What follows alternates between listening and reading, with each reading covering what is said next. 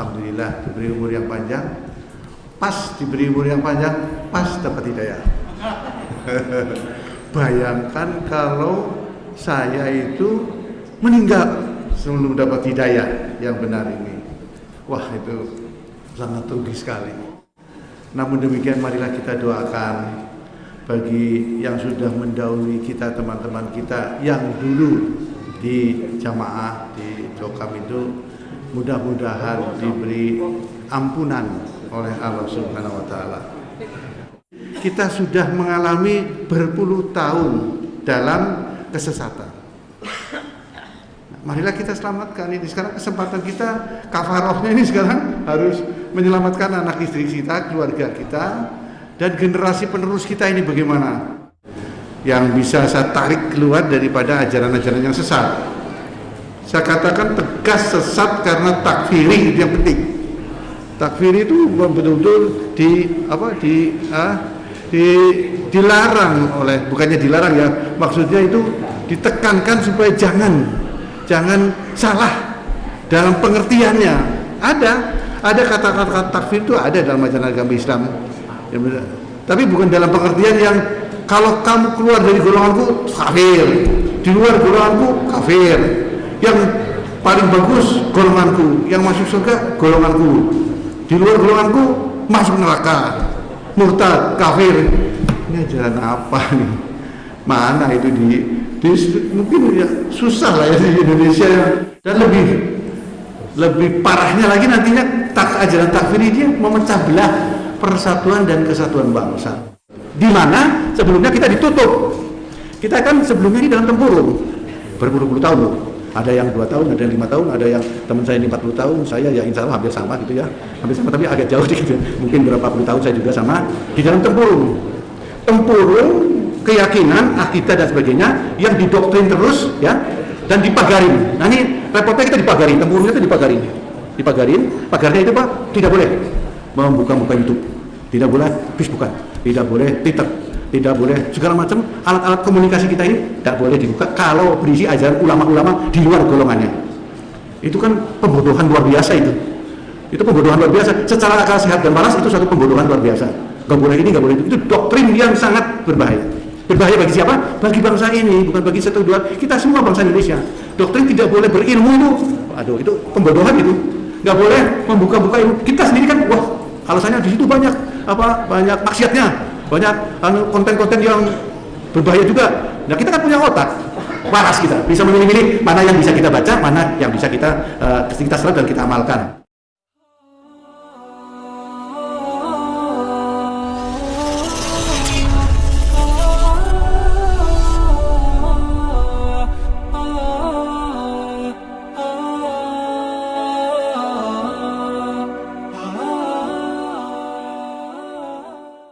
Assalamualaikum warahmatullahi wabarakatuh. Alhamdulillahilladzi hadana li hadza wa ma kunna linahtadiya laula an hadanallah. Asyhadu an la ilaha illallah wa asyhadu anna Muhammadan abduhu wa rasuluh. Amma ba'du. Bapak-bapak, ibu-ibu, teman-teman sekalian, saudara-saudaraku, saudara-saudariku juga, adik-adik semua. Pantas ya saya menyebut adik-adik ya, karena saat ini saya umurnya 75 tahun. Udah 75 tahun saya. Ini belakang saya ini Pak Jenderal Sugiono 70 tahun. Nah ini yang berdiri ini Pak Anwar Hilmi, polisi juga, bekas Kapolres Pare ini 74 tahun. Kita ini sudah senior semua nih. Sudah lebih lama hidup ya. Tinggal cari bonus nih, bonusnya sedikit. Umur Rasulullah kan 63 ya. 63 tahun, berarti bonusnya sudah 12 tahun. Alhamdulillah diberi umur yang panjang. Pas diberi umur yang panjang, pas dapat hidayah. Bayangkan kalau saya itu meninggal sebelum dapat hidayah yang benar ini. Wah, itu sangat rugi sekali. Namun demikian marilah kita doakan bagi yang sudah mendahului kita, teman-teman kita yang dulu di jamaah di Jokam itu, mudah-mudahan diberi ampunan oleh Allah Subhanahu wa taala. Karena bagaimana beliau-beliau yang sudah meninggal ini kan niatnya inamal a'malul binniyat, itu mungkin sudah seperti kita ini yang pengen dapat surga. Niatnya itu ingin dapat surga. Ilmu agama Islam itu yang saya dengar dari para ulama itu ada 3 ilmu yang paling top, dan 2/3 daripada ilmu isinya adalah niat. Innamal a'malul binniyat. Isinya itu niat. Bagaimana kita semua dalam setiap langkah kita itu berniat yang baik. Fastabiqul khairat, untuk mencapai kehidupan yang lebih baik lagi. Saudara-saudara sekalian, saya hadir di sini. Pertama kali saya ucapkan terima kasih yang sebesar-besarnya kepada panitia, teman-teman yang ada di Surabaya khususnya dan Jawa Timur pada umumnya, lebih khusus lagi teman-teman saudara-saudara kita dari Angkatan Laut yang fasilitas masjidnya ini di dalam komplek Angkatan Laut penerbangan Angkatan Laut ini bisa kita manfaatkan dengan sebaik-baiknya. Mudah-mudahan komplek masjid ini terus kita doakan siarnya akan menggema gitu di seluruh Indonesia. Di Jakarta kita adakan kajian juga di komplek Pomal Angkatan Laut di Jakarta Utara, kira-kira 1,5 tahun yang lalu. Seperti ini, bahkan tempatnya lebih penuh sesak oleh jamaah-jamaah yang keluar dari tempat kita yang lama, keluar dari kajian-kajian yang lama menuju kepada kajian-kajian yang benar, yang lurus, baik, dan mengarah kepada kebenaran kita dalam menetapi agama kita yang sebenar-benarnya dan sebaik-baiknya. Saya sangat yakin bahwasanya saudara-saudara sekalian yang kumpul di sini adalah semuanya ini ingin mencari surga kan, selamat dari neraka, ingin selamat, baik saudara-saudara sekalian maupun ibu-ibunya, istri-istrinya, anak-anaknya, baik putra-putrinya yang laki-laki maupun perempuan. Tugas kita adalah menyelamatkan generasi penerus kita.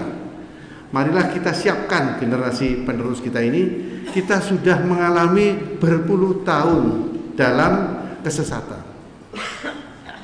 Marilah kita selamatkan ini. Sekarang kesempatan kita, kafarohnya ini sekarang harus menyelamatkan anak istri kita, keluarga kita, dan generasi penerus kita ini bagaimana?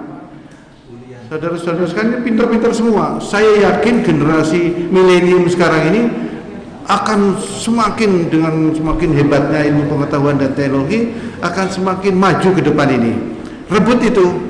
Jangan sampai jatuh ke tangan orang-orang yang bisa sesat menyesatkan dan bisa membawa ke neraka. Itu selamatkanlah. Gak usah banyak-banyak lah ya. Diri kita sendiri, ku anfusakum wa ahlikum naron.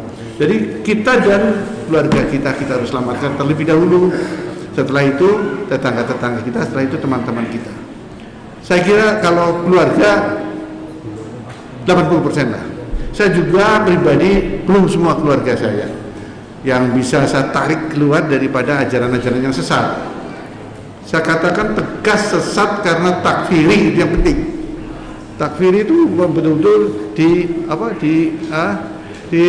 dilarang oleh, bukannya dilarang ya, maksudnya itu ditekankan supaya jangan salah dalam pengertiannya. Ada kata-kata takfir itu ada dalam ajaran agama Islam. Ya, tapi bukan dalam pengertian yang kalau kamu keluar dari golonganku kafir, di luar golonganku kafir, yang paling bagus golonganku, yang masuk surga golonganku, di luar golonganku masuk neraka, murtad, kafir. Ini ajaran apa nih? Mana itu mungkin ya, susah lah ya di Indonesia yang begitu. Tapi ada juga dari 2.500 menurut BNPT ya. BNPT itu Badan Nasional Penanggulangan Terorisme. Dari 2.500 insya Allah datanya begitu, kurang lebih 198 terpapar radikalisme di Indonesia. dari 2.500 pesantren, ya, 2.500 pesantren, 198 pesantren di Indonesia terpapar terorisme, terpapar radikalisme, terpapar ajaran-ajaran yang saya katakan tadi, yaitu takfiri, mengkafirkan orang lain. Dan lebih parahnya lagi nantinya ajaran takfiri dia memecah belah persatuan dan kesatuan bangsa. Padahal Indonesia ini, saudara sekalian, susah ini kita ini berevolusi, berjuang dan sebagainya, mempersatukan bangsa Indonesia ini supaya tidak ada perpecahan. Kita bersatu, yang sudah meleweng keluar itu kita rangkul, kita sadarkan kalau bisa. Kalau nggak bisa ya itu kotornya Allah, belum dapat hidayah gitu ya. Tapi yang penting kita adalah menjaga persatuan dan kesatuan bangsa. Jangan sampai kita terpecah belah. Antara lain sebabnya yaitu faham-faham yang bisa memecah belah bangsa. Banyak kita lihat di YouTube atau di Google, sekarang media sosial itu begitu hebat perkembangannya, yang mana kita mudah sekali untuk melihat ajaran-ajaran di luar itu. Di mana sebelumnya kita ditutup. Kita kan sebelumnya ini dalam tempurung berpuluh-puluh tahun loh. Ada yang 2 tahun, ada yang 5 tahun, ada yang teman saya ini 40 tahun, saya ya insya Allah hampir sama gitu ya. Hampir sama tapi agak jauh dikit ya.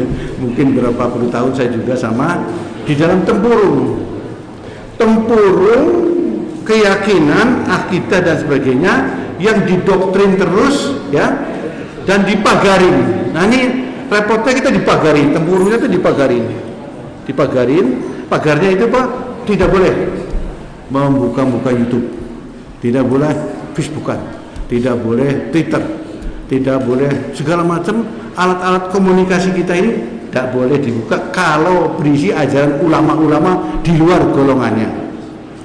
Itu kan pembodohan luar biasa itu pembodohan luar biasa. Secara akal sehat dan waras itu suatu pembodohan luar biasa. Gak boleh ini, gak boleh itu doktrin yang sangat berbahaya. Berbahaya bagi siapa? Bagi bangsa ini, bukan bagi satu dua, kita semua bangsa Indonesia. Doktrin tidak boleh berilmu itu pembodohan itu. Gak boleh membuka-buka ilmu. Kita sendiri kan, wah, alasannya di situ banyak maksiatnya, banyak konten-konten yang berbahaya juga. Nah kita kan punya otak waras, kita bisa memilih-milih mana yang bisa kita baca, mana yang bisa kita serap dan kita amalkan. Tapi kan harus terbuka, ini nggak bisa. Mau dicegah bagaimanapun nggak bisa, susah. Ya, walaupun doktrinnya tidak boleh buka, ya masuk kamar buka-buka aja, ya kan, lihat-lihat aja. Buktinya tadinya 1, 2, 3 keluar, sekarang udah banyak nih. Mayoritas buka-buka juga kan, ya kan.